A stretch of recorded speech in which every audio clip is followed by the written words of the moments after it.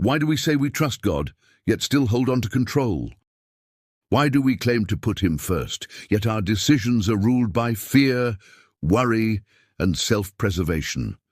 Why do we know this verse by heart, yet our hearts still chase after money, success, relationships, comfort and security before seeking God?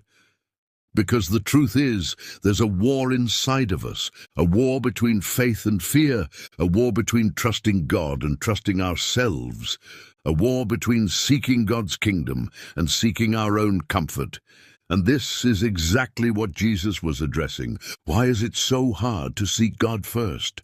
Because we don't want to give up control. Let's be honest, we like control. We like to plan everything. We like to secure our future. We like to know exactly what's coming next. But Jesus calls us to a life of faith, not control. This is why Abraham's story is so powerful. Abraham was wealthy. He had land, security, and a comfortable life in Ur of the Chaldeans. Then God called him to leave it all. Go from your country, your people, and your father's household to the land I will show you.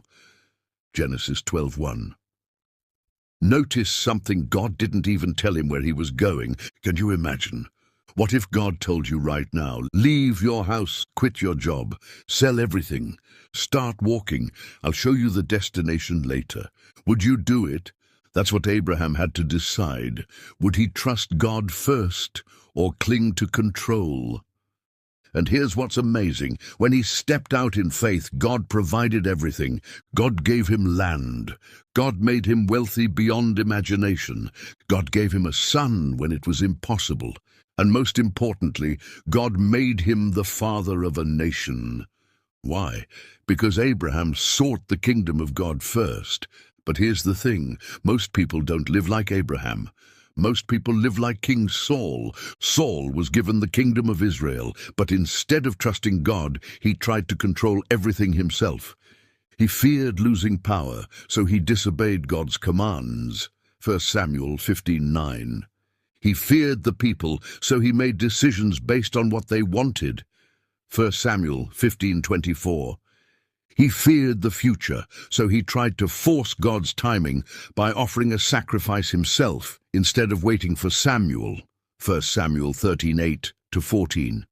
And because Saul wouldn't surrender control and trust God, he lost everything. He lost his kingdom. He lost God's favor, and eventually he lost his life. So here's the question. Are you living like Abraham, trusting God, stepping out in faith and letting him provide?